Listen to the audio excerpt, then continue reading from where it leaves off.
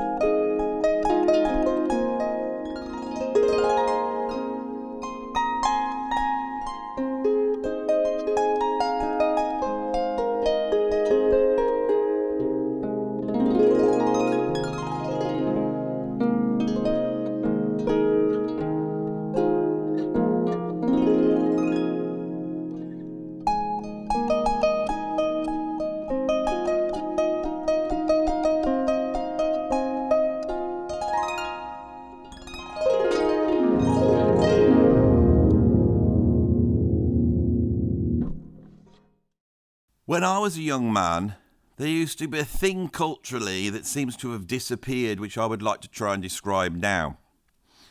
There was a music industry.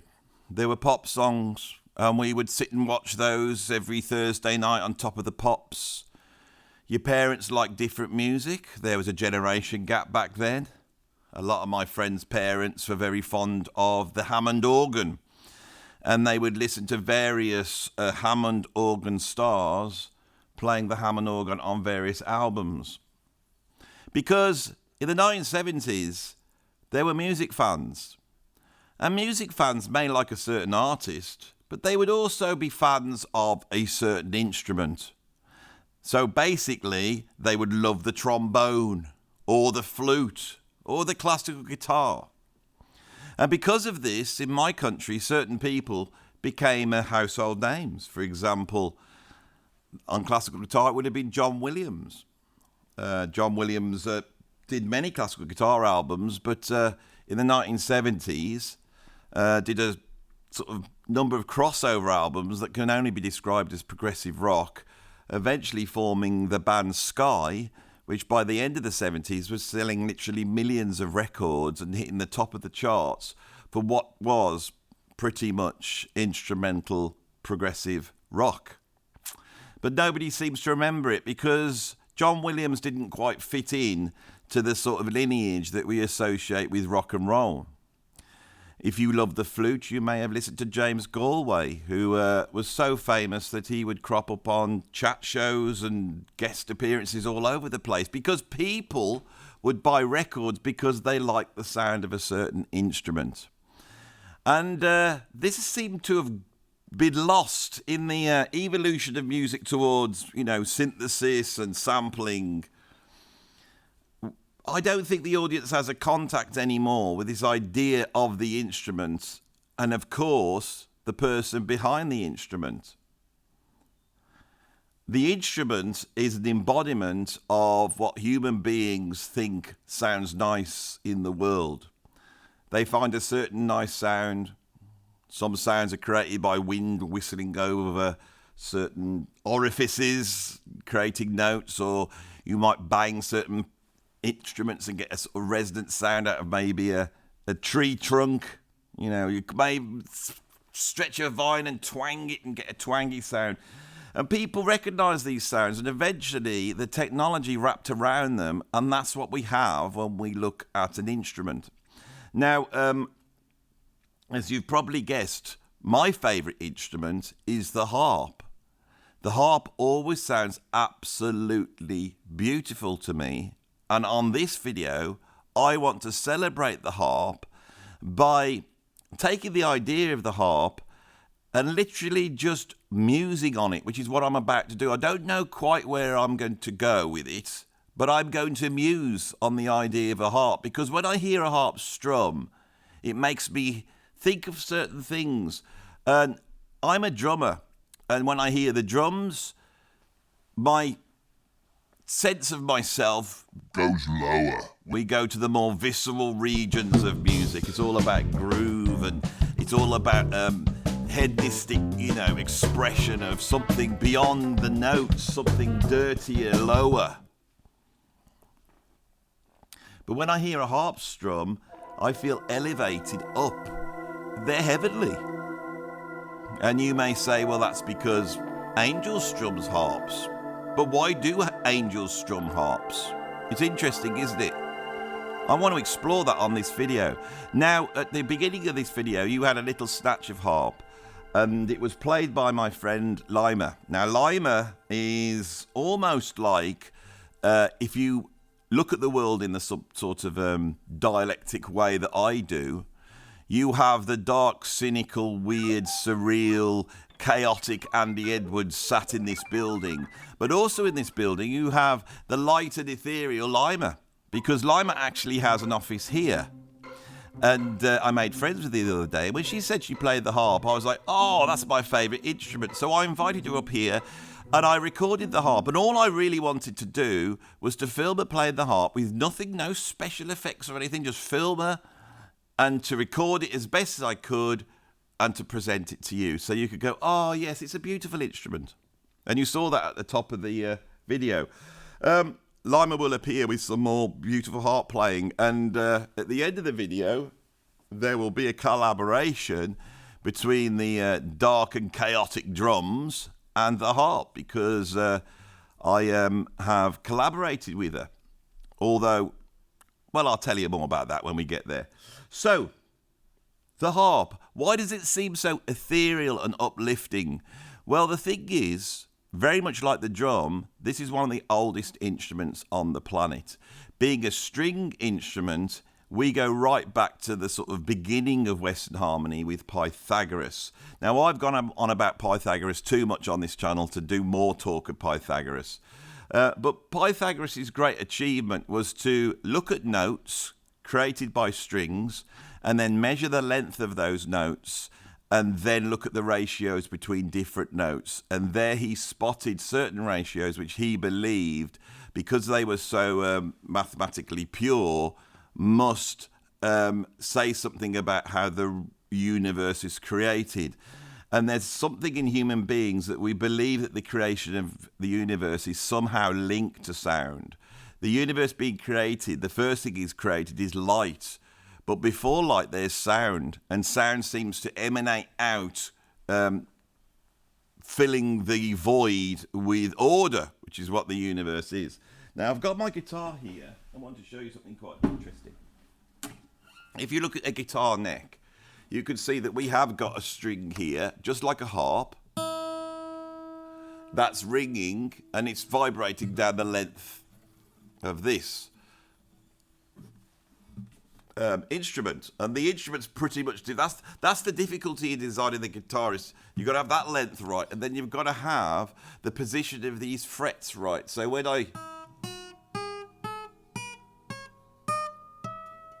so there we have the notes, and that's basically the frets are dictating the length of string that is vibrating, and of course the shorter I get, the higher it gets. But also we can see that there's a sort of mathematical pattern running up the guitar. Can you see that? And that pattern's exponential. It's bigger here and it's shorter here. And if we were to get that pattern and to put it onto a graph, we would get a beautiful curve.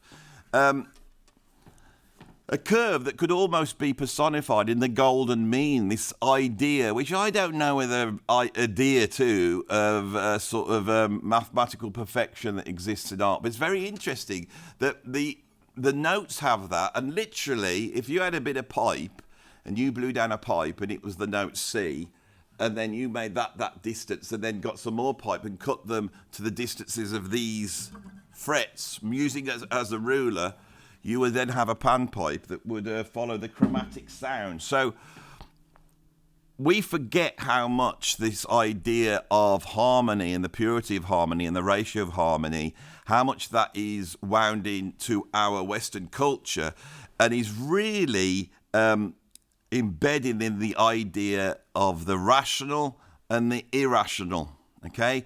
And the rational and the irrational might be the best way of describing the great dialectic, which I believe has always been a problem for human beings, and our software that we created to solve this is the arts.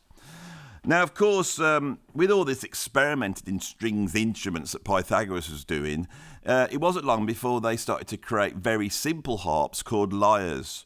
And lyres, of course, are the things that angels strum a little bit more than harps, perhaps. So the lyre was the it was the an instrument that came before the old harp, right? So we all know that when Nero burnt Rome, he fiddled, but he didn't really fiddle. He was actually strumming on a lyre. These lyres were very simple in that they didn't contain all 12 notes. They would contain a section of notes. So anyone could sort of strum on these, creating a very beautiful ethereal sound. Now, in the 20th century, one of the things that's really interesting to me is that technology creates a divide in music. Folk music is communal. Everyone's involved. In the 20th century, technology comes along and suddenly there's a great divide placed between the artist and the audience. And the artist is almost like religious in the way that we worship them. And the audience is really like a faceless, minions, sort of. And that engagement is how the music industry worked. Well, that artist audience or orator audience really goes back to Greek theatre. And in Greek theatre, we would have monologues. Now, it's interesting because I'm doing a monologue right now. But in Greek theatre, the lyre would accompany the poetry. And you would have this beautiful strumming in the background. So the sort of headic, sensationalist aspects of music were least embodied in the harp, which was then associated with speech and storytelling and what I see as being the sort of more ordered elements of the creative world. And so it's very interesting that when we look at the embodiment of the dialectic in Greek mythology, it is, of course, the Dionysian and the Apollonian. Dionysus being, of course, the god of, wine and women and song and, hanging out in the forest and being a big hippie and jumping around and causing chaos. And, of course, Apollo, who was all ordered and orderly and, he looked to the sun and he looked up and all this type of stuff. Now, Apollo would walk around strumming a harp. So the harp is associated not with the lower chaotic elements in music, but these more ethereal elements.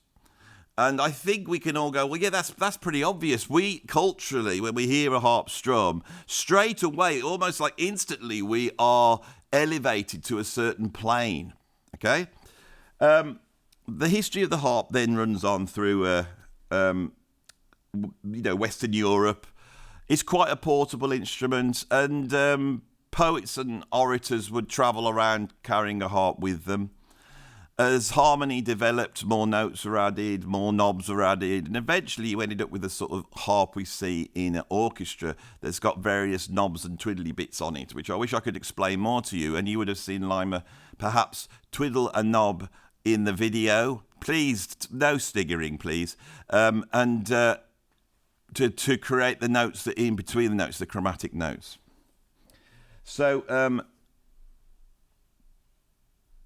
this instrument is associated with religious music, which then in turn turns into classical music, and also it's related to folk music. I'm going to take a break now and let Lima entertain you with some harp playing, and I want to go back to a very British folk song, which is Danny Boy, which always brings a tear to my eye. And then when played on the ethereal harp is even more emotive. This is a sort of music that we don't hear that much on my channel, but I love it very much. So here's Lima performing Danny Boy.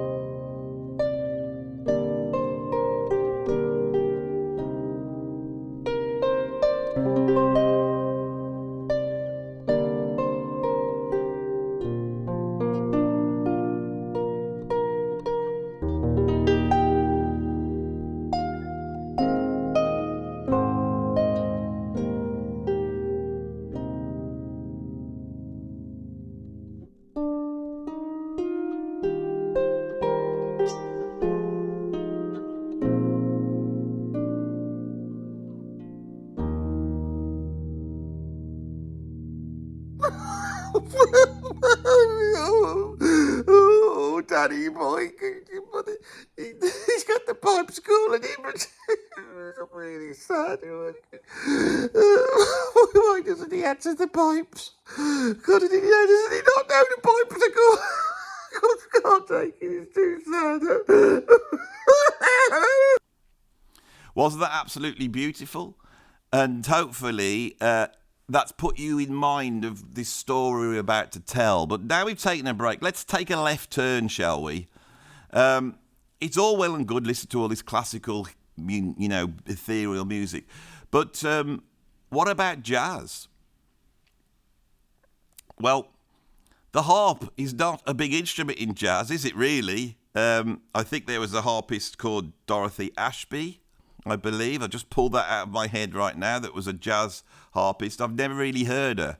But in jazz, for me, the harp has its biggest sort of impact in the music of Alice Coltrane. So I want to talk a little bit about Alice Coltrane now. And I want to draw your attention to some of those early 70s albums where she employs the harp in an incredible way, which seems to marry the harp with something which is a lot more subconscious and subterranean, and seems to bring it together in something which is incredibly spiritual, but not spiritual in the way we would associate it with sort of Christendom and Christianity.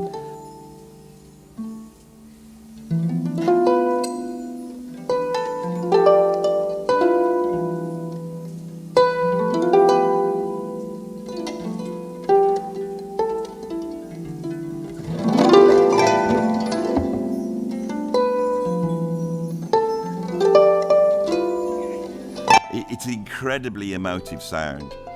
Now, we could ask ourselves, why is she there? Why is she playing the harp for? Because, of course, she married John Coltrane in the 1960s, being his second wife, and played in his group. She was an incredible pianist that was involved in a lot of the later freer music. But John Coltrane had a deep interest in the harp. And on later albums, he sort of employed the harp, but in a way that was ethereal and spiritual, but was also rooted to the idea of the kora, I think, which is the African harp, again, which is incredibly ethereal as an instrument. The thing that I found fascinating is that John Coltrane was a fan of the purveyors of chaos, which were the Marx Brothers. I am a huge Marx Brothers fan. And for me, when you watch a Marx Brothers film, what you are laughing at is this film, evolving in a natural, normal way as films do, with all normal people that are all sort of blissfully unaware of this other realm that the Marx Brothers exist in. And they enter every single scene, whether it's a restaurant scene or a classical concert, usually where people are quite orderly and po-faced, and they come in and create absolute chaos. Now, what's interesting with the Marx Brothers, once you get rid of the handsome Zeppo, which we didn't need Zeppo, right? And there was actually one before Zeppo that we never saw called Gummo. I don't know if I mentioned him, but forget Zeppo and Gummo. We have these three, don't we? Groucho, Chico, and Harpo. You can see where I'm going with this, right? I think that if there's one man that... I can't tell how much I love Groucho Marx. Of course, he's famous for saying, any club that would want him as a member, he wouldn't want to be a member of. And in that really personifies his sense of humour. But I want to be a member of the Groucho Marx Club. It's probably like the fundamental influence on me in terms of this channel. I don't do normal music YouTubes because it's a little bit like Groucho Marx is trying to deliver a music YouTube, and I can't help but bring the chaos in. Now, of course, if you suffer with anxiety, as I do, or depression, because it's the same thing, The thing that anxious people are terrified of is chaos. They want their day to go in an orderly way, and they're terrified that in the middle of it, somehow, something will, just burst open like the Marx Brothers running in and start to cause all sorts of problems. So when I watch a Marx Brothers comedy, even though some of the jokes now are a little bit, lame, I love the fact of the way they enter into a situation and create all this chaos, and I can laugh at it. I can see the funny side of it because it doesn't really matter. Why do we need to worry about all these things? In the Marx Brothers, we have three aspects of chaos. So we have the wisecracking, almost like orderly aspect of chaos, which is Groucho. He's clever and knowing, and he's going to baffle you by taking your words and turning them against you, and what you said you didn't mean to say, and he's going to cause all that sort of chaos. Then we have Chico, and Chico to me always seemed a bit dodgy. Chico's like, that sort of con man. It's like the sort of person that bloody broke into my YouTube and hacked into it. They're the Chicos of the world. But Chico was a classically trained pianist. The Marx Brothers' mom couldn't afford much, but she could afford a set of piano lessons for one child, and Chico got the lessons. And in the Marx Brothers film, although Chico was always a bit cheeky and a bit dodgy, every now and then he would sit down and play the piano, and you'd have this sort of orderliness arrive in there. Now, of course, Harpo, the brother that couldn't remember any lines, right? And I believe when they first started in vaudeville, got criticised in one of the reviews for not being able to deliver lines very well, decided to zip up and be the almost like polar opposite of Groucho and not speak at all. Harpo would go through, for me, he is like the surreal, strange aspects of chaos, the like real subconscious, weird, no point at all, absolute mayhem, and you can't even reason with it because he doesn't speak. Now, Harpo Marx, when he was young, he was the one who wanted piano lessons, but he never got them. And so when his brother Chico was having piano lessons, he would sit there and listen. He'd listen in on the lesson and try and pick up what he could. And at some point, he started playing the harp. Harpo Marx was entirely self-taught, and the strategies that he created to play the harp are not classical strategies. And I'm sure Lima, who's watching this video now because she's in it, will be watching the sequence I'm about to show of Harpo and going, yeah, it's so strange what he's doing. Because for me, the greatest bits in the Marx Brothers film, and what I always sit waiting for, is the bit when Harpo plays the harp. There was always a scene when this sort of arbiter of absolute irrational chaos that you cannot reason with, the unreasonable, the literal unreasonable, would sit down and create the most beautiful ethereal sounds. So let's have a look at that, shall we?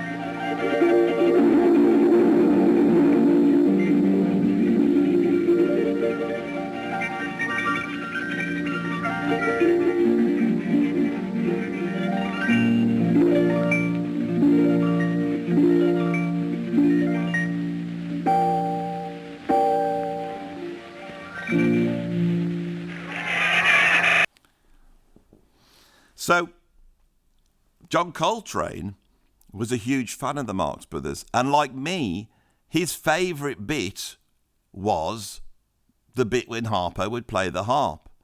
And it was reported in various biographies that I've read that every time the Marx Brothers was on, he would be practising all day as Coltrane would. And then he'd say, "Call me down when Harpo plays the harp." And he would always sit down and watch the harp being played. And I think that's because John Coltrane was more than just a jazz player. He saw music as being uplifted. He saw music as taking our sort of, earthbound souls and releasing us upwards. I mean, if you listen to albums like A Love Supreme and Ascension, they seem to be about that. And as time went on, he started to employ string instruments in which he would put his sort of earthbound, chaotic saxophone playing, which was a primal scream. It was the embodiment of hedonistic expression. See, Coltrane may have been exploring all these orderly harmonies and modes, and he may have been trying to, reach up, in the same way as an Indian classical musician would, utilise these modes to express themselves. But we're very aware that Coltrane is not Ravi Shankar, is he? The thing that Coltrane brings to the world is the idea of the spiritual in Western music, which is combative and chaotic. And as time goes on, I think his utilisation of harps and other string instruments was to embody the space in which he was trying to enter, if you see what I'm saying. And that, for me, those albums are incredible.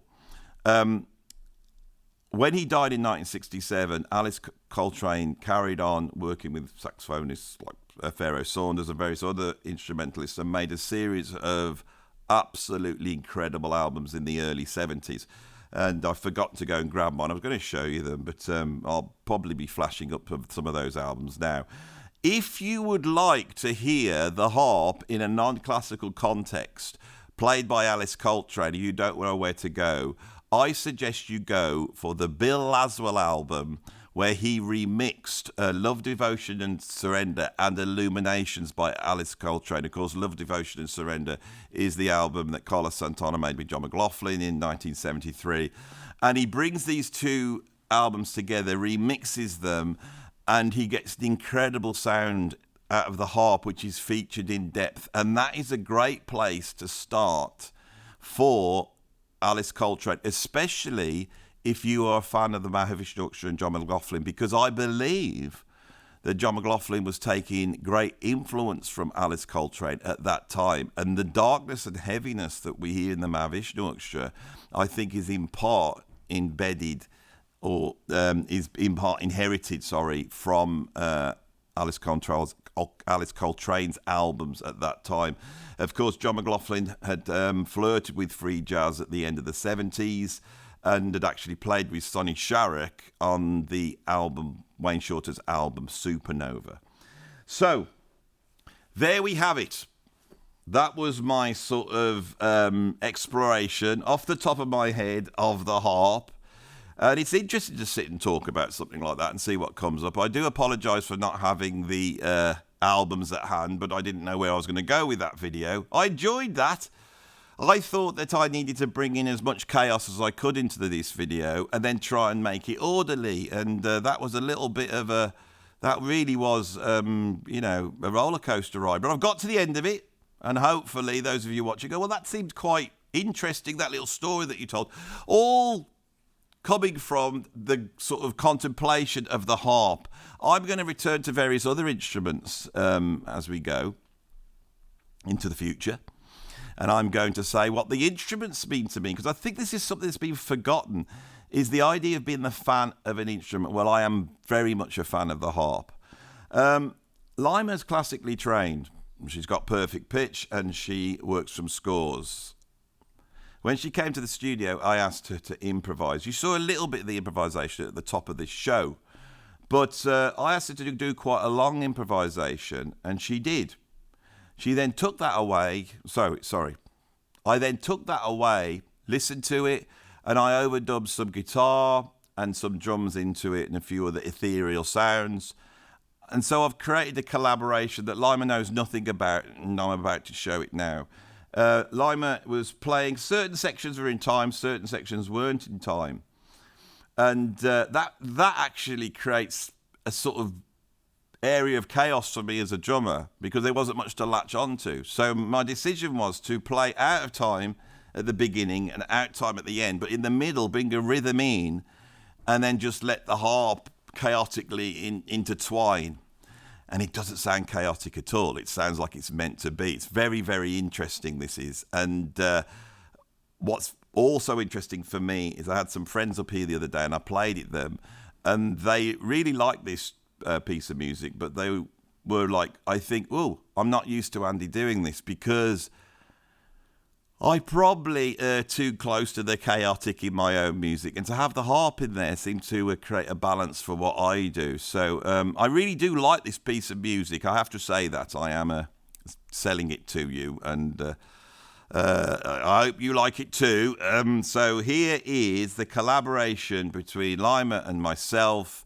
I haven't got a title for it, but we will finish off with this piece of music. I hope you enjoyed this little sojourn into the harp, and there will be some new harp music because we did another piece that I'm not going to tell you about. Thank you for watching this video. Thank you for supporting me through the recent times, and hopefully this has been a little bit of, I don't want to say ethereal again. Why do you keep saying how many times are you going to say ethereal on this video? So there's so much, wasn't it? Why do you keep saying that for, Andy? It sounds terrible. Now, what are you doing now? I know what I'm doing now. The Spirit of Groucho's coming. He has, you know. It's the Spirit of Groucho. You're gonna rip this video up now, aren't you? You're gonna rip it up and destroy it. Just before it goes into the beautiful sound of Lima's beautiful art. You want to create all this bloody chaos, don't you? You want to create chaos? Well, you're not. Don't worry about it. I'm not going there. That's an old trick, that is. So, no, don't worry about it. Not going there yet. Do it on the next video. See you all soon. And here is me and Lima.